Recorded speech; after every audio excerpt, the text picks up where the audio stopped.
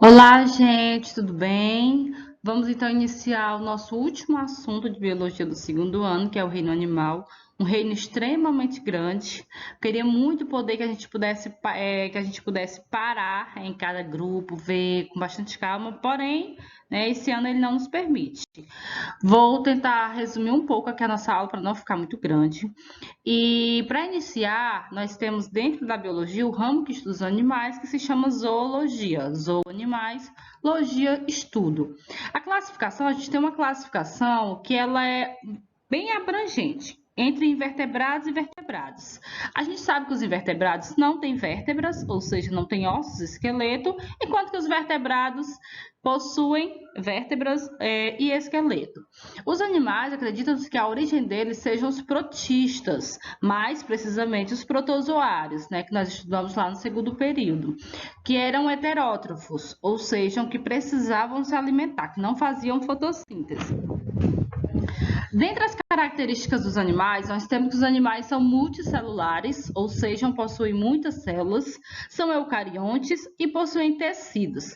Tecidos são o conjunto de células que realizam uma determinada função. Temos também simetria, que a simetria é um corte imaginário que pode ser feito no animal, e dependendo dos lados, né, da forma como é o resultado desse corte, nós temos três tipos de simetria. A bilateral, que é a nossa simetria. Se eu pegar um facão e partir um aluno de vocês bem no meio, eu vou ter de um lado dois lados praticamente iguais, tá bom? E radiada, que é quando eu tenho vários ângulos, que eu posso fazer vários ângulos. Por exemplo, eu poderia fazer isso em uma laranja, eu poderia cortar em vários ângulos, todos seriam parecidos. E o assimétrico é quando eu não consigo fazer nenhum corte, não vai ter nenhum lado igual. Os folhetos germinativos, né, quando nós temos a nossa fase embrionária, essa fase embrionária vão ter três tipos de tecidos, que são mesoderme, ectoderme e a endoderme, tá? Alguns animais possuem dois folhetos, outros três, né? E alguns têm apenas um. Então, vejam que essa endoderme, essa mesoderme e a ectoderme é o que vai... fugiu a palavra agora. É o que vai dar origem, pronto, a todos os nossos tecidos, todos os nossos órgãos. Depois você dá uma paradinha aí no slide e você vê o que cada um vai gerar. É porque, como eu disse, a aula ela é um pouquinho grande para não ficar muito exagerado. Outra característica dos animais é um líquido que é chamado de celoma, que esse celoma ele é derivado da mesoderme, que é um dos folhetos germinativos. E essa mesoderme, ela cria esse celoma, porém nem todos têm, né? Nós temos animais que são acelomados, não tem celoma, tem uns que tem um pseudoceloma, que não é um celoma verdadeiro, e os celomados, ó, que ele fica no interior das vísceras. No nosso caso, nós somos animais celomados. Na nossa cavidade digestiva, entre os órgãos, nós temos esse líquido que é o celoma. Invertebrados. Então, a gente vai hoje ver por alto os invertebrados, né? São muitos grupos. A gente vai dar ênfase nesse quarto período nos animais vertebrados. Então, os invertebrados são 9 grupos e a gente vai ver agora um pouquinho de cada um. O primeiro grupo é o filo dos poríferas, que são as esponjas do mar. Elas são animais que são encontrados praticamente em ambiente marinho, apenas em água salgada, viu? Eles têm um formato bem diferente, né? Não tem simetria. Alguns são sésseis. Tia, o que é isso? São animais que são fixos no fundo do oceano. Então, eles não têm movimentação. Ó, vejam que o nome porífero vem de poros. Eles têm vários furos, né? São poros por onde a água vai entrar e da própria água vai vir o alimento. Possuem essas células que elas têm esse flagelo que ficam fazendo batimento para poder essa água entrar por esses poros e sair por uma abertura chamada ósculo. E aí, quando essa água passa, ela tanto deixa oxigênio, quanto ela deixa o alimento, como ela leva os restos Alguns poríferos, a maioria são pequenos, porém existe uma espécie que ela é bem grande, né? Ela chega a atingir 30 metros de... ela está a 30 metros de profundidade, então é bem fundo e ela chega a grandes tamanhos. Nosso segundo grupo são os quinidários, que também são em ambiente aquático, a maioria é marinho, tem um corpo mole e gelatinoso. Eu acredito que alguns de vocês, né, provavelmente vocês já tenham visto, os nossos amiguinhos aqui. Alguns já devem ter visto a água-viva, né, que é bem comum. A caravela também é bem comum nas praias, quando a praia seca. Hidra, corais e a vespa do mar. Gente, a vespa do mar, só aqui um detalhe, não sei se dá tempo nem eu falar, mas a vespa do mar, ela é um dos animais mais venenosos que existem, viu? Ela é encontrada na Austrália. A gente vai ver agora nas nossas aulas que quase todo animal exótico e venenoso tem na Austrália. Os pólipos e medusas são os dois formatos de quinidários que nós temos. Os pólipos, eles são fixos, né, são sésseis, enquanto as medusas têm esse jeito de flutuar, de nadar, de ter movimento próprio. O nome quinidário vem da palavra quínido, que significa urtiga.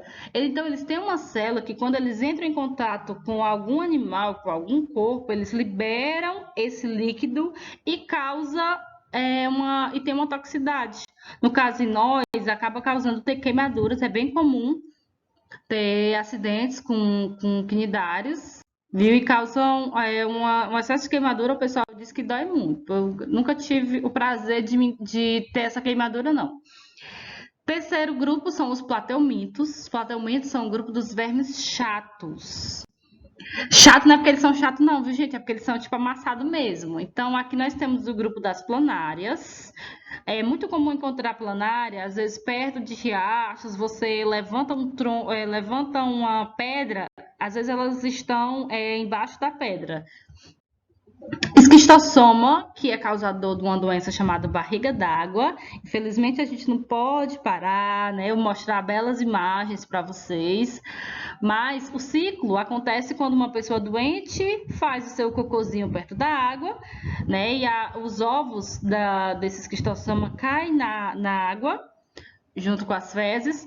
Existe uma larva que sai desse ovo, entra no caramujo, se transforma em uma cercária, que é uma forma que consegue nadar, e entra pela pele da pessoa, tá? E aí desenvolve toda a doença chamada barriga d'água. As tênias, que são as famosas solitárias. Solitária porque um indivíduo geralmente só consegue possuir uma, porque ela chega a tamanhos imensos, tá bom? E a tênia, ela causa duas doenças, que é a teníase e a cisticercose. A teníase acontece quando a gente come carne de porco ou carne de boi que não está bem cozido, bem assado, e aí esse boi ele se contaminou com as fezes de uma pessoa portadora de tênia, tá? Elas vão liberando esses pedacinhos, que são as proglótides, o animal se alimenta e você come o alimento lá mal passado e aí adquire a doença. A cisticercose é quando você, ao invés de ingerir o animal, você ingere algum alimento contendo fezes de uma pessoa que estava doente com teníase. E aí, essa tênia, ela vai parar no cérebro. É a famosa doença verme do porco, né? Acho que vocês já ouviram falar de verme do porco, que dá na cabeça da pessoa, que causa problemas sérios, né? Tem pessoas que têm convulsão, doença bem séria. Grupos dos nematódios. Nematódios são os vermes cilíndricos, são os vermes arredondados. Os plateumintos eram chatos, aqui a gente tem os cilíndricos. A mais famosa de todas é a lombriga, que vocês devem estar cheios de lombriga aí. Acho que vocês devem ter perdido até a data de quando foi que tomaram um albendazol. Vocês vivem com sono? É só verme. E esses outros que não são tão conhecidos, apesar de que esse daqui, ó, esses dois, vocês também até possam conhecer. É uma verme que dá coceirinha lá no bumbum, que as crianças ficam coçando o bumbum. Pronto, essa verme aqui, que é do grupo dos nematelmintos.